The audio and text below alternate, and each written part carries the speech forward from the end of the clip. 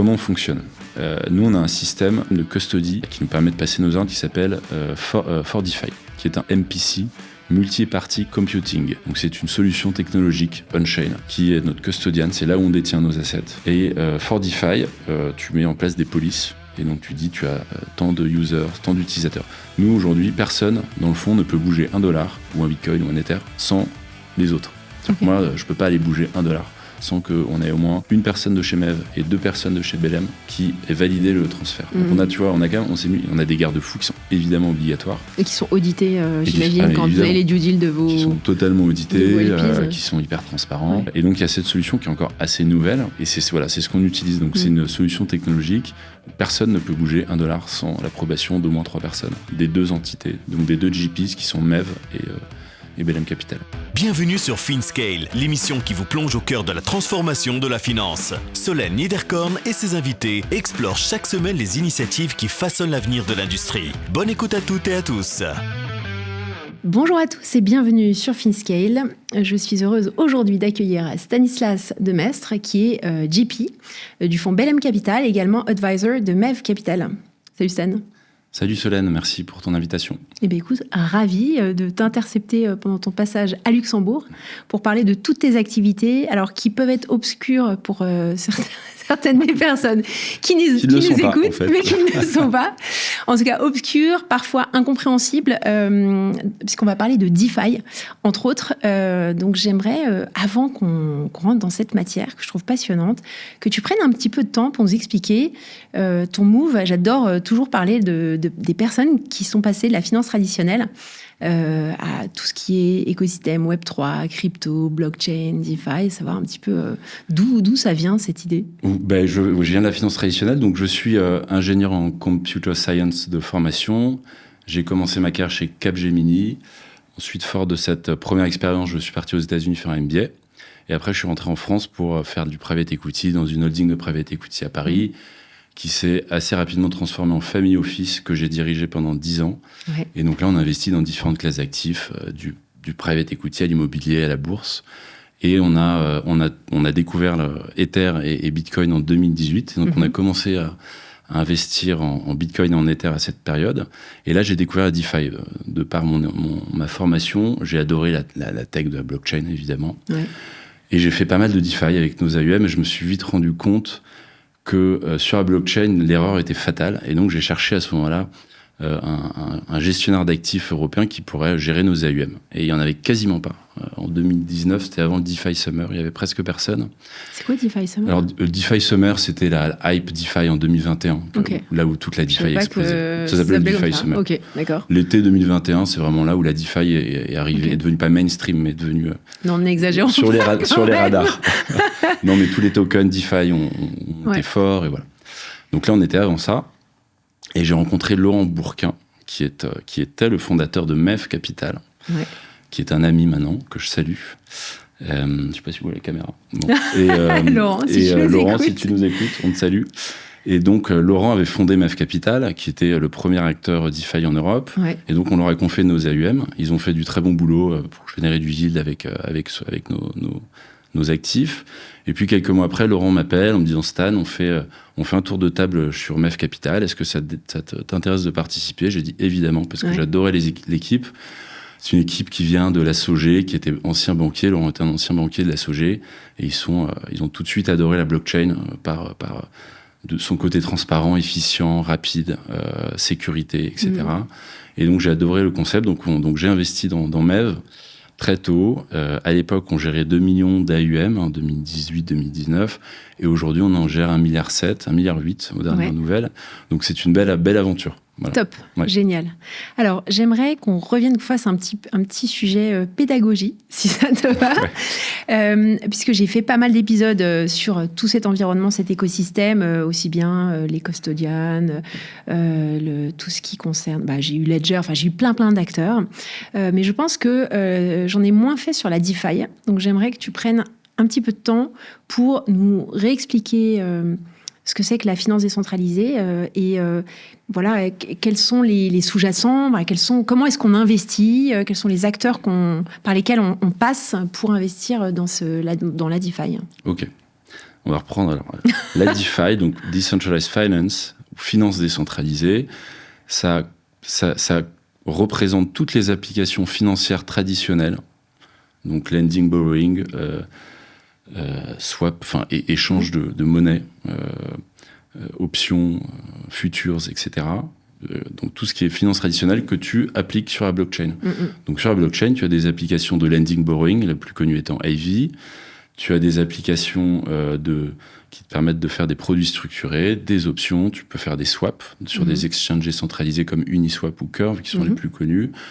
Et donc, toute cette application, la blockchain te permet de le faire peer-to-peer, c'est-à-dire en direct avec une personne en face, sans intermédiaire. Tu utilises des applications qui sont, par exemple, Ivy, qui te met en place, qui te met à disposition d'infrastructures, mais tu es en peer-to-peer. C'est extrêmement efficace puisque tu traites immédiatement. Tu n'as plus besoin de contrepartie, puisque par définition, la blockchain est décentralisée, donc tu fais confiance au réseau. Voilà, donc ça représente cet ensemble d'applications. Alors, comment tu y accèdes? Aujourd'hui, pour accéder à DeFi, il faut avoir un petit peu de connaissances, il faut être un crypto-native, parce qu'il te faut un wallet, il faut savoir gérer ta clé privée, et puis il faut savoir accéder à ces protocoles. Donc tu as quand même un petit peu aujourd'hui encore de compétences à avoir. Voilà, d'ailleurs, j'en parlerai plus tard, mais c'est une des raisons pour lesquelles on a avec MEV, avec les équipes de MEV et d'autres personnes qui nous ont rejoints, on a décidé de lancer Belém Capital, qui est un fonds luxembourgeois, enregistré au Luxembourg, et qui permet à des investisseurs traditionnels et institutionnels d'accéder à des stratégies de DeFi, mais en fiat, avec un code ISIN, un IBAN, donc de manière extrêmement simple, sans avoir à gérer de wallet, de clés privées, etc. Donc il y a une vraie demande institutionnelle, et il faut simplement faire le bridge entre ces deux mondes qui ne se connaissent pas encore. Alors, dans un fonds traditionnel, tu as des LPs qui vont abonder au capital, tu vas faire des levées de fonds régulières, et tu vas placer cet argent-là au fur et à mesure dans des targets, des sociétés, des PME, des startups, que sais-je, ou dans l'immobilier. En ce qui concerne l'investissement pour compte de tiers, ce que vous faites, comment est-ce que techniquement ça se passe au niveau vraiment pratique? Désolée de rentrer dans ce niveau de détail, mais je trouve c'est intéressant. Alors, je reprends, il y a l'aspect MEV Capital, donc Asset Manager Pure Player DeFi, et tous nos clients chez MEV Capital sont des DeFi natifs, sont des gens natifs qui ont un wallet. Donc des gens, des personnes physiques, sont des personnes morales. Alors c'est des whales, ça a commencé par des whales, vraiment des gens qui avaient gagné de l'argent crypto et qui maîtrisaient ce domaine. Ensuite, on a eu des fonds, des family office, mais c'est toujours des gens qui sont self-custody, donc qui ont leurs clés.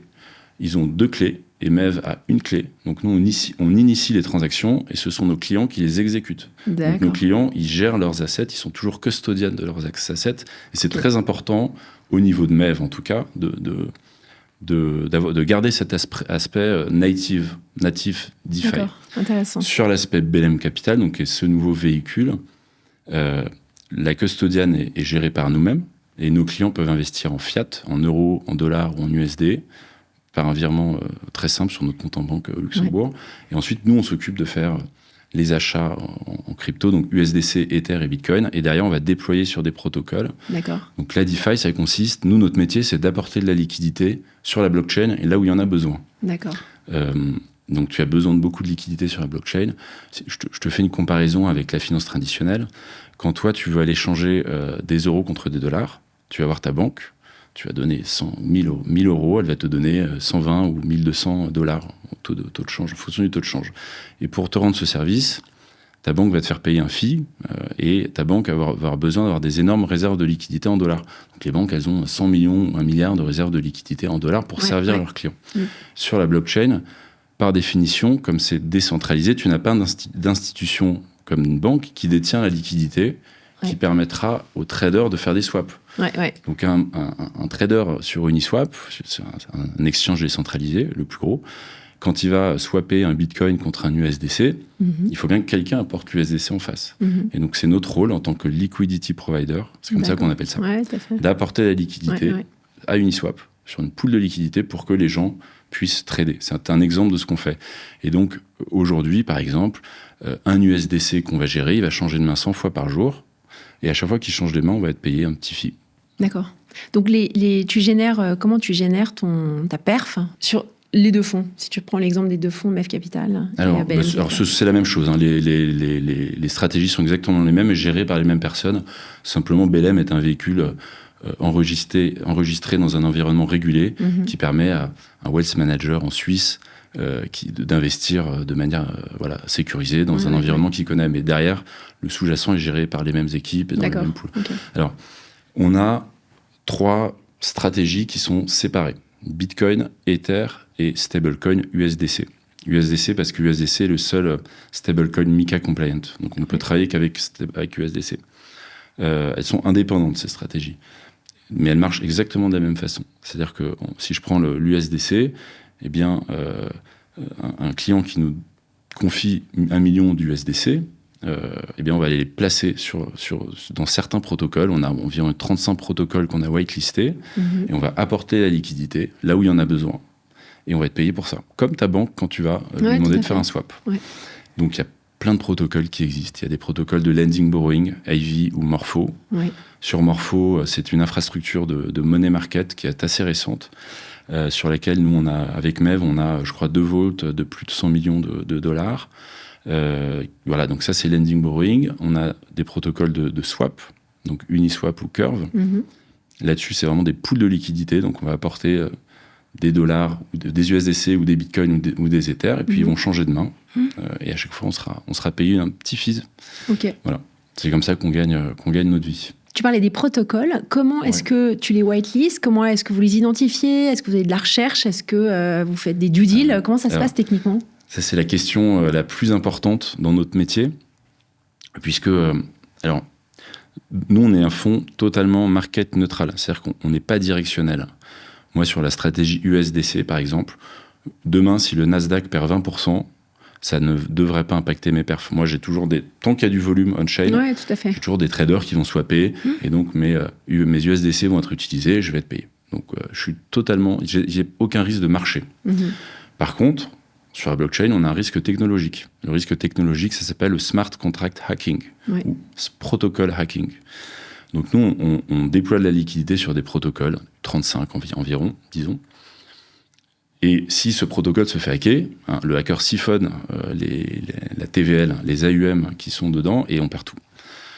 Donc comment on combat ce seul risque qui existe? C'est diversification. Ne pas mettre tous ses œufs dans le même panier. C'est quelque chose que j'ai appris de la finance traditionnelle, c'est la base. Donc il faut mettre un petit peu, donc 10% par protocole, 5%, ça dépend des protocoles. Et 2, alors on a nous un risk scoring matrix, c'est une matrice de score des protocoles. Donc on fait des due deals très importantes, c'est une grosse partie de notre boulot. 1, la solidité de l'équipe.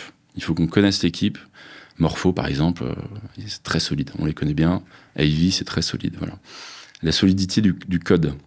Le code qui est derrière doit être très solide. Donc en fait, on catégorise les protocoles. Et vous faites des audits. Vous faites intervenir des externes pour faire des audits. En fait, les protocoles sont audités de manière indépendante. Enfin, ceux qui sont sérieux sont audités de manière indépendante plusieurs fois par an. Donc il faut que ça soit le cas.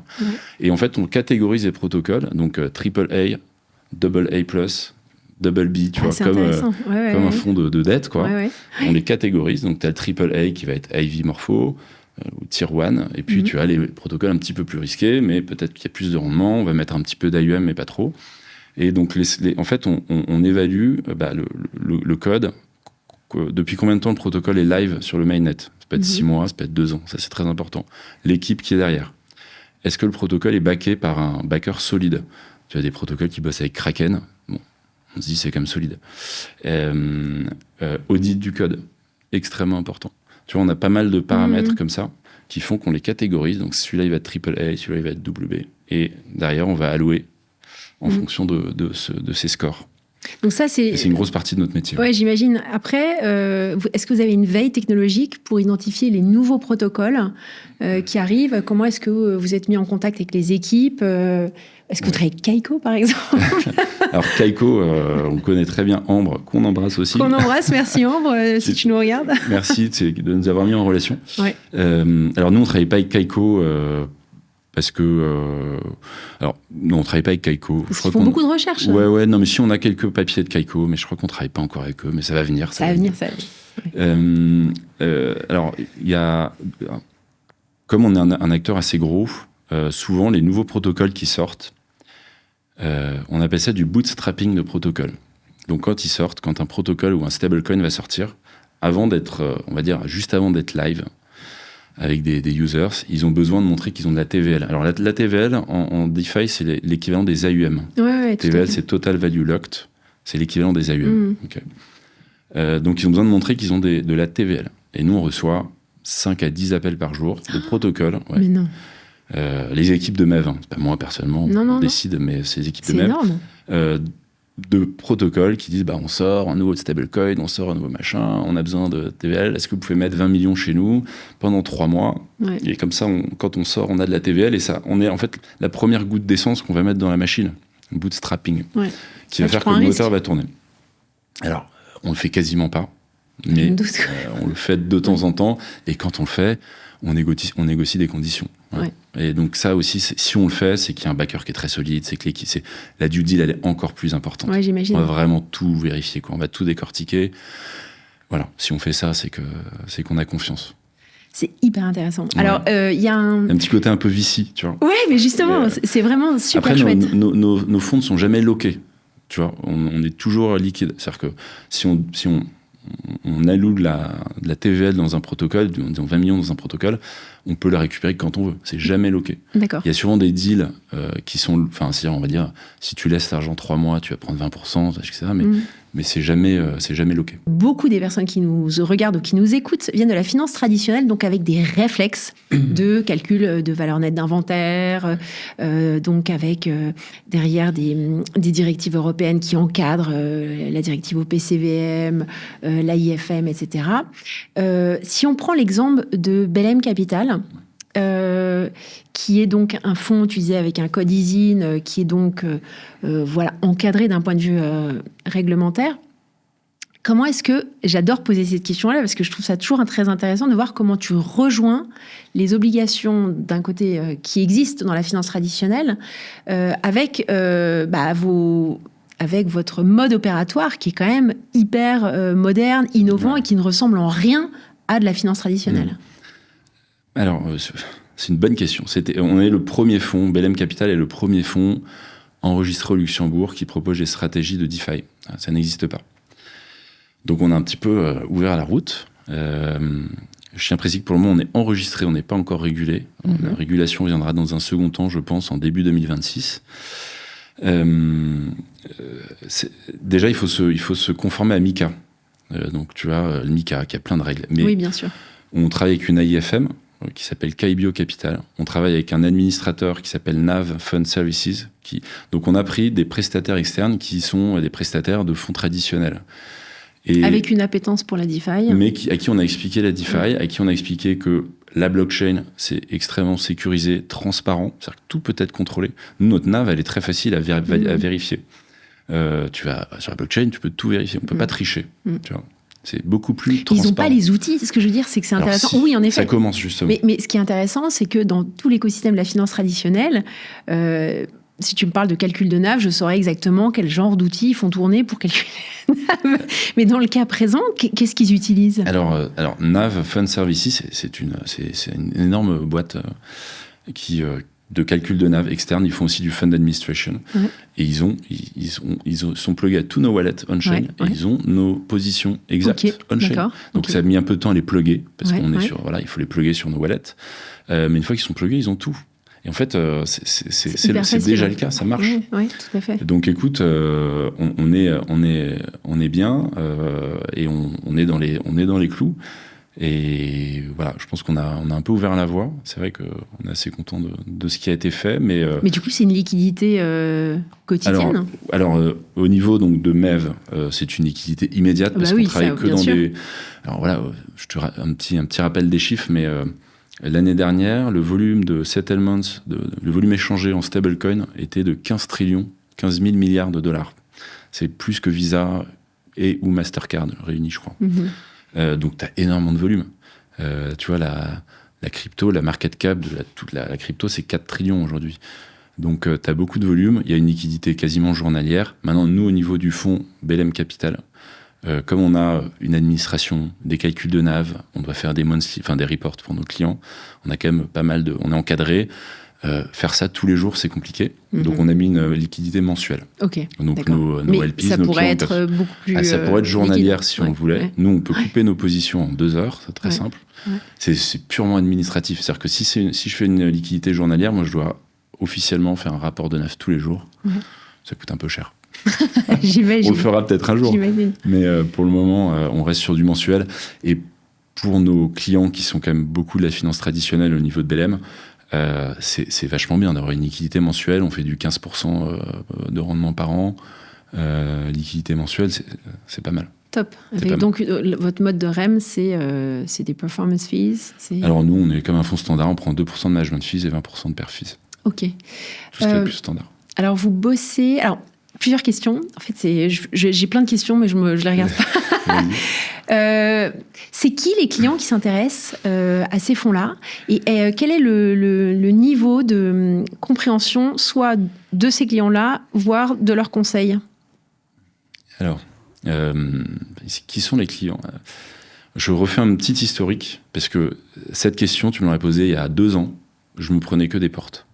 Sur les clients traditionnels, on va dire. Bien sûr. Les clients traditionnels, il y a 2 ans, on me disait, attends, éventuellement, je veux bien acheter du Bitcoin, mais je ne veux pas toucher au reste. Alors qu'aujourd'hui, il y a une vraie appétence. Si on fait un petit historique, il y a quelques années, on a eu l'approval des ETF aux États-Unis par la SEC. Première étape. Deuxième étape, on a des institutions qui ont commencé à faire du custodian de Bitcoin. JP Morgan fait du custodian de Bitcoin. Tes clients de JP Morgan, tu peux avoir du Bitcoin sur ton compte. Il y a 3 ans, on n'aurait pas imaginé ça. Non. Ensuite, tu as des institutions qui ont commencé à tokeniser des T-bonds américains. Tu as BlackRock, tu sais, qui a fait son fonds Beedle, qui fait 4 milliards, je crois, de valo aujourd'hui, qui est un fonds sur la blockchain Ethereum de T-bonds américaines. Ensuite, tu as UBS qui a tokenisé de l'or, Standard qui a tokenisé, qui a émis de la dette sur la blockchain. Enfin, tu as plein de trucs. Et le dernier événement qui s'est passé assez récemment, c'est la tokenisation du cash avec l'explosion des stablecoins depuis en gros, l'élection de Donald Trump. Et donc, on voit qu'il y a quand même eu un gros chemin. Ça s'institutionnalise vraiment. Tous les acteurs, en tout cas aux États-Unis, et ça commence à arriver en Europe. J'ai eu Zodia Custody, tu vois, on en a parlé avec Zodia. J'ai entendu ton podcast, c'est très bien. Top. Mais oui, tu vois, donc ça arrive, et Zodia disait la même chose, il y a une institutionnalisation. Mais quand même des asset managers américains. Il y a peu encore, je trouve, d'asset managers européens qui bougent dans cet environnement. Ouais, mais souviens-toi, le web et l'explosion du web en début des années 2000 ou fin des années 95.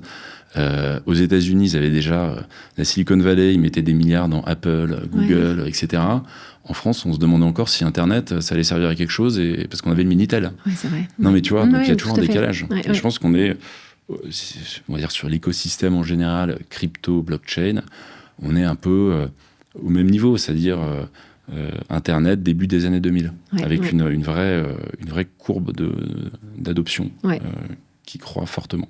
Donc ça, c'est les clients, mais leurs conseils. Alors, excuse-moi, je n'ai pas répondu à ta question du coup. Donc leurs conseils.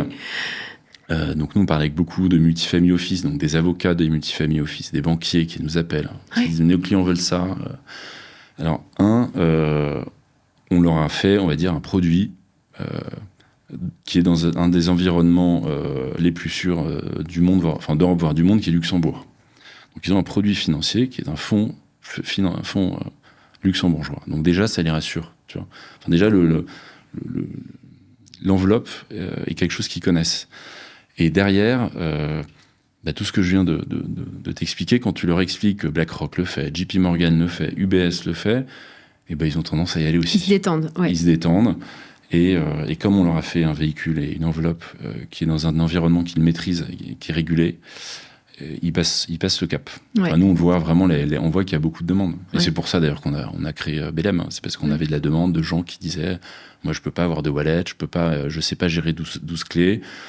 Par contre, je veux accéder à vos stratégies. Donc, faites-moi un truc dans lequel je puisse aller. » Alors, il y a des sujets que je trouve hyper intéressants. C'est que, à la fois, dans le mode opératoire, c'est beaucoup plus simple que de gérer un fonds qui va investir dans des swaps. Donc, vous simplifiez énormément le volet opérationnel par rapport à la finance traditionnelle. Mais du coup, la nature des risques, elle est aussi assez différente d'un fonds en action ou un fonds ou même des hedge funds. En fait, ce que je trouve intéressant, c'est que si on reprend les risques principaux, tu parlais du risque technologique qui est l'un des principaux. Il y a le risque de volatilité.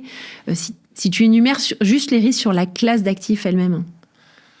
Parce qu'après, il y a tous les risques opérationnels liés à la gestion des contrats. Alors, tu as le risque, vraiment le gros risque, c'est le risque de hacking des protocoles dans lesquels on est. C'est pour moi le plus haut risque, puisque ça arrive dans la DeFi, c'est arrivé, même si ça devient de plus en plus safe, etc. On parlait de Terra Luna tout à l'heure. Non, mais les Terra Luna, je pense qu'on en verra de moins en moins, mais ça peut arriver. Après, nous, on a une expertise maintenant, quand même, on identifie les gens sérieux, et on va là où c'est sérieux. Mais le risque, il est vraiment là. Et après, tu as le risque de notre côté. C'est-à-dire qu'effectivement, nous, on peut avoir, comme on appelle ça fat finger. Donc, on appuie. Tu vois, donc il y a un risque opérationnel. Opérationnellement, tu as pas. Ce que je veux dire, c'est que dans la finance traditionnelle, quand tu as alors, on a quand même des barrières, on a des garde-fous chez nous. Je l'ai vu quand je passais des ordres, je sais pas, chez UBS, je passais des ordres à la voix. Tu avais quand même toujours un record.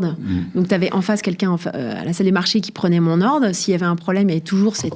Moi, j'ai déjà débouclé des opérations parce que je m'étais plantée en passant un ordre. Okay. Donc, tu as quand même encore un middle office qui sert un peu de garde-fou. Vous n'avez pas de middle. Alors, non, mais je vais t'expliquer notre fonctionnement. J'étais ce matin chez Six Monks, que tu connais aussi.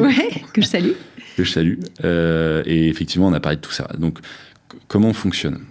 Nous, on a un système un système de custody qui nous permet de passer nos ordres, qui s'appelle Fordify, qu'on appelle MPC, Multi-Party Computing. Donc, c'est une solution technologique on-chain qui est notre custodian. C'est là où on détient nos assets. Et Fordify, tu mets en place des polices. Et donc, tu dis, tu as tant de users, tant d'utilisateurs. Nous, aujourd'hui, personne, dans le fond, ne peut bouger $1 ou un Bitcoin ou un Ether sans les autres. Okay. Moi, je ne peux pas aller bouger $1 sans qu'on ait au moins une personne de chez MEV et 2 personnes de chez Belém qui ait validé le transfert. Donc, on a des garde-fous qui sont évidemment obligatoires. Et qui sont audités, j'imagine, quand vous avez les due deals de vos... Qui sont totalement audités, qui sont hyper transparents. Et donc, il y a cette solution qui est encore assez nouvelle, mais donc qui a été acceptée, puisque ça marche. Et c'est ce qu'on utilise. Donc, c'est une solution technologique où personne ne peut bouger $1 sans l'approbation d'au moins 3 personnes, des 2 entités, donc des 2 GPs qui sont MEV et Belém Capital. D'accord. Et donc, comment ça se passe ? Attends, désolée, je rentre peut-être trop dans le détail.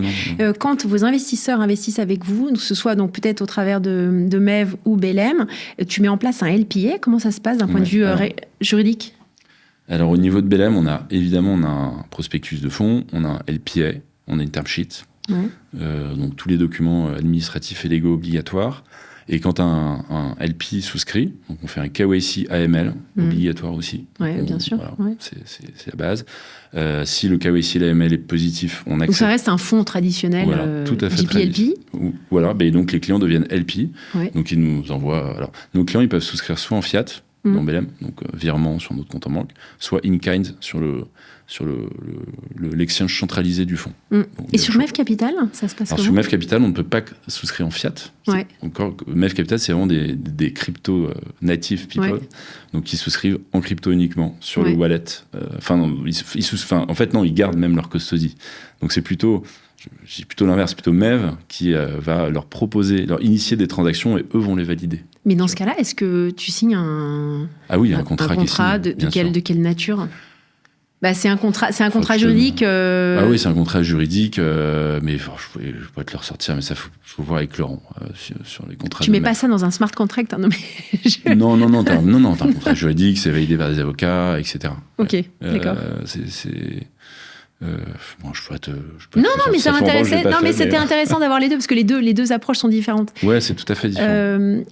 Donc, vous allez annoncer, une fois que l'épisode sera sorti, un super partenariat. Est-ce que tu peux en parler ou pas ? Ouais, je peux en parler. Non, mais c'est bon, ça fait un peu partie aussi de la continuité où des acteurs plus traditionnels. Donc là, on va parler d'une banque.